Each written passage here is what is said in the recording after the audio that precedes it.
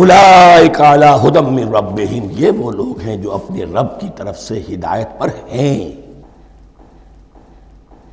وہ ابتدائی ہدایت بھی ان کے پاس تھی اور یہ تکمیلی ہدایت بھی، قرآن پر بھی ان کا یقین پورا ہے اور محمد کا اتباع بھی وہ کر رہے ہیں۔ وَأُولَٰئِكَ هُمُ الْمُفْلِحُونَ، اور یہی وہ لوگ ہیں جو فلاح پانے والے ہیں۔ فلاح کا لفظ بھی قرآن مجید کی بڑی اہم اصطلاح ہے، منزل مراد کو پہنچ جانا، کسی باطنی حقیقت کا عیا ہو جانا۔ اسی لیے اس پر پھر گفتگو انشاءاللہ ہوگی سورہ مومنون کے شروع میں، لیکن یہ کہ فلاح پانے والے، کامیاب ہونے والے اصل میں یہی لوگ ہیں۔ تو گویا کہ تعویل خاص میں صحابہ کرام کی طرف اشارہ ہو گیا، تعویل عام میں ہر شخص کو بتا دیا گیا اگر قرآن کی ہدایت سے مستفید ہونا ہے تو یہ اوصاف اپنے اندر پیدا کرو۔ اب دوسرا گروہ، ان الذین کفروا سواء علیہم انذرتہم ام لم تنذرہم لا یؤمنون، یقیناً جن لوگوں نے کفر کیا، اور یہاں مراد کیا ہے؟ جو کفر پر اڑ گئے ہیں۔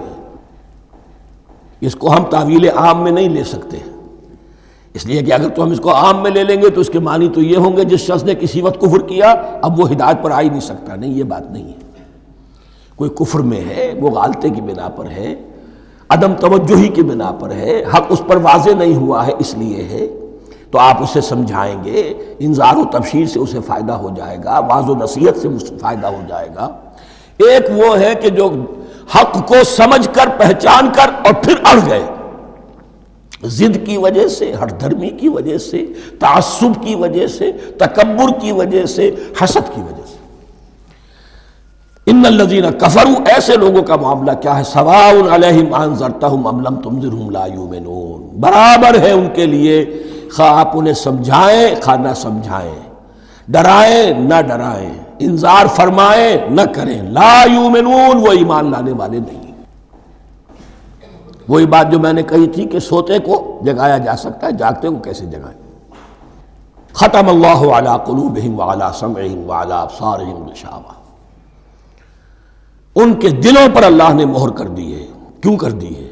یہ ابتداءً مہر نہیں ہوئی، جب حق کو پہچان کر انہوں نے رد کر دیا، اس کی پاداش میں، اس کی سزا کے طور پر۔ ختم اللہ علی قلوبہم، اللہ نے ان کے دلوں پر مہر کر دی ہے، وعلی سمعہم، اور ان کی سماعت پر بھی، وعلی ابصارہم غشاوہ، اور ان کی آنکھوں کے سامنے پردہ پڑ چکا ہے۔ یہ مضمون سورہ یاسین کے شروع میں پھر آئے گا بہت شر و بست کے ساتھ۔ وَلَهُمْ عَذَابٌ عَظِيمٌ، اور ان کے لیے تو اب بہت بڑا عذاب ہے۔ یہ دوسرا گروہ ہو گیا، ایک رکوع میں دو کو سمیٹ لیا گیا، کل ابھی 7 آیتیں ہوئی ہیں۔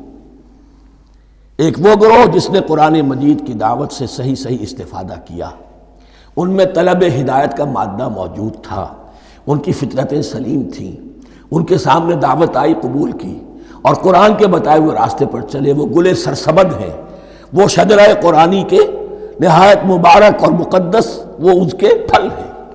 ایک گروہ وہ ہے جس نے حق کو پہچانا لیکن اس کو رد کر دیا اپنے تعصب یا ہٹ درمی کی وجہ سے۔ ان کا ذکر آ گیا بہت اختصار کے ساتھ، اس لیے کہ ان کا ذکر آپ کو بہت تفصیل سے مکی صورتوں میں ملے گا۔ اب آیا تیسرا گروہ، وَمِنَ النَّاسِ، اور لوگوں میں کچھ ایسے بھی ہیں، مَن يَقُولُ آمَنَّا بِاللَّهِ وَبِالْيَوْمِ الْآخِرِ وَمَا هُم بِمُؤْمِنِينَ، جو کہتے تو یہ ہے کہ ہم ایمان رکھتے ہیں اللہ پر بھی اور یوم آخر پر بھی، مگر وہ حقیقت میں مومن نہیں ہے۔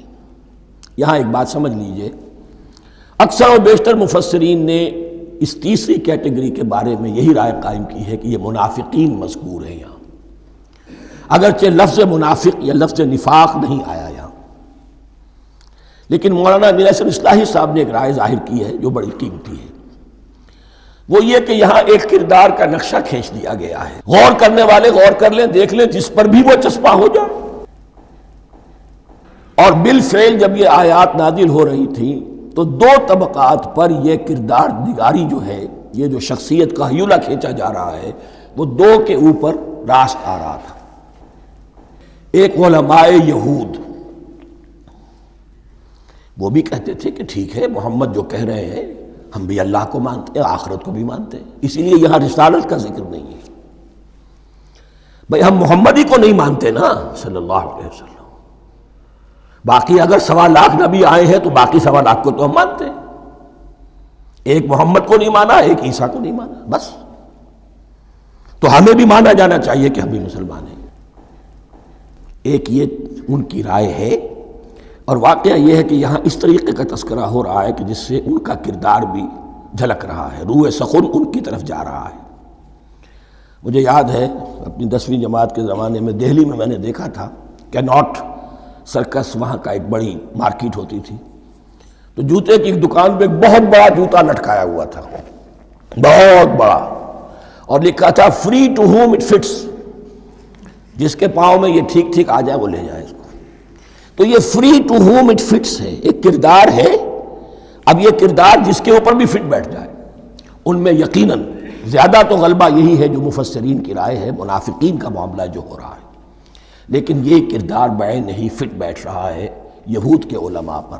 اور یہ بھی نوٹ کر لیجئے کہ جو مدینہ منورہ میں نفاق کا جو پودا پروان چڑھا ہے، بلکہ پودا نہیں کہنا چاہیے، جھاڑ جھکاڑ جو پروان چڑھا ہے، وہ یہودیوں کے زیر اثر، جیسے جنگل کے اندر بڑے بڑے درخت بھی ہوتے ہیں اور اندر جو ہے نیچے جھاڑیاں بھی ہوتی ہیں، تو یہ نفاق کا جھاڑ جھکاڑ جو ہے وہ یہودی علماء کا جو پودا تھا، اور بہت بڑا تھا، اس میں کوئی شک نہیں، اس کے سائے میں پروان چڑھا ہے۔ ان دونوں میں معنوی ربط بھی ہے۔ وَمِنَ النَّاسِ مَن يَقُولُ آمَنَّا بِاللَّهِ وَبِالْيَوْمِ الْآخِرِ وَمَا هُم بِمُؤْمِنِينَ، اور لوگوں میں سے کچھ ایسے بھی ہیں جو کہتے تو یہ ہے کہ ہم ایمان رکھتے ہیں اللہ پر اور یوم آخر پر، لیکن وہ مومن نہیں ہیں۔ يُخَادِعُونَ اللَّهَ وَالَّذِينَ آمَنُوا وَمَا يَخْدَعُونَ إِلَّا أَنفُسَهُمْ، وہ دھوکہ دینے کی کوشش کر رہے ہیں اللہ کو اور اہل ایمان کو۔ دیکھیں یخادعون جو ہے یہ باب مفعلہ ہے، باب مفعلہ میں کشمکش ہوتی ہے، کشاکش ہوتی ہے، لہذا ترجمہ میں نے کیا کوشش کر رہے ہیں۔ وما یخدعون الا انفسهم، یہ ثلاثی مجرد میں آ گیا، اور نہیں دھوکہ دے رہے مگر صرف اپنے آپ کو۔ یہ یقینی ہے اپنے آپ کو تو دھوکہ دے رہے ہو، لیکن یہ کہ اللہ اور اس کے رسول کو اور اللہ اور اہل ایمان کو دھوکہ نہیں دے سکتے۔ سورہ نساء کی آیت نمبر 142 میں یہ کھل کر منافقین کے بارے میں یہی الفاظ آئے ہیں، ان المنافقین یخادعون اللہ وہو خادعہم، یقیناً منافقین جو ہے وہ اللہ کو دھوکہ دینے کی کوشش کر رہے ہیں اور اللہ انہیں دھوکہ دے رہا ہے۔ وما یشعرون، انہیں اس کا شعور نہیں ہے۔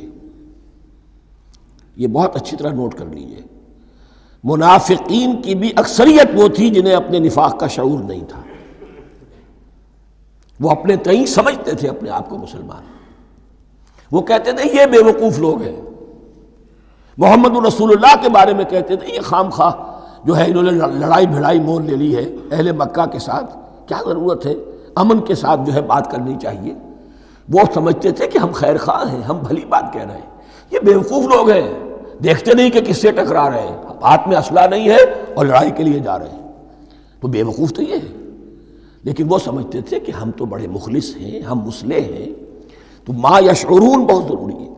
بعض لوگ منافق ایسے بھی تھے کہ جو اسلام میں داخل ہی ہوتے تھے دھوکہ دینے کی خاطر، اور ان پہ پہلے دن سے واضح ہوتا تھا کہ ہم مسلمان نہیں ہیں، ہم نے اسلام کا لبادہ اوڑھا ہے صرف دھوکے کے لیے۔ اس کا ایک ذکر سورہ آل عمران میں آئے گا، لیکن اکثر و بیشتر منافقین دوسری طرح کے تھے جنہیں اپنے نفاق کا شعور حاصل نہیں تھا۔ فی قلوبہم مرض، ان کے دلوں میں ایک روگ ہے، بیماری ہے۔ یہ روگ اور بیماری کیا ہے؟ ایک لفظ میں اس کو تعبیر کیا جائے، کردار کی کمزوری، ویکنس آف کیریکٹر۔ ایک شخص وہ ہوتا ہے کہ جو سمجھتا ہے یہ حق ہے، ہر سے بعد آباد، اب جو ہو سو ہو۔ ایک حق کو حق پہچان کر رد کر دیتا ہے، وہ کافر ہو گیا۔ ایک حق کو حق پہچان کر آیا تو صحیح، لیکن ویکنس آف کیریکٹر کی وجہ سے قوت ارادی کمزور ہے، آخرت بھی چاہتے ہیں، دنیا کو بھی ہاتھ سے دینے کو تیار نہیں، یہاں کا بھی کوئی نقصان نہ ہو اور آخرت کا بھی سارا بھلا میں مل جائے۔ یہ وہ لوگ ہیں در حقیقت کہ اس کو کہا روگ۔ فی قلوبہم مرض فزادہم اللہ مرضا، تو اللہ نے ان کے مرض میں اضافہ کر دیا۔ یہ اللہ کی سنت ہے، آپ حق پر چلنا چاہیں حق کا راستہ آپ کے لیے آسان کر دے گا، آپ برائی کی طرف جانا چاہیں بڑی سے بڑی برائی آپ کے لیے ہلکی ہوتی چلی جائے گی، کوئی خاص بات ہی نہیں، چلو یہ بھی کر گزرو، جب یہ کر لیا تو یہ بھی کر گزرو۔ اور اگر آپ بین بین لٹکنا چاہیں تو اللہ اسی پہ چھوڑ دیتا ہے، ٹھیک ہے آپ سمجھتے ہیں ہم کامیاب ہو رہے ہیں، ہم نے مسلمانوں کو بھی دھوکہ دے لیا، وہ ہمیں مسلمان سمجھتے ہیں، اور یہودیوں کو بھی دھوکہ دے لیا، وہ سمجھتے ہیں کہ ہم ان کے ساتھی ہیں، تو سمجھا کامیاب ہو رہے ہیں، حقیقت میں کامیابی نہیں۔ فی قلوبہم مرض فزادہم اللہ مرضا ولہم عذاب علیم بما کانوا یکذبون، اور ان کے لیے تو دردناک عذاب ہے۔ عذاب عظیم کا لفظ آیا تھا اوپر کفار کے لیے، وَلَهُمْ عَذَابٌ عَظِيمٌ، 7ویں آیت ختم ہوئی، اور عذاب علیم کا لفظ آیا یہاں، ان کے لیے دردناک المناک عذاب ہے، بما کانوا یکذبون، بسبب اس جھوٹ کے جو وہ بول رہے تھے۔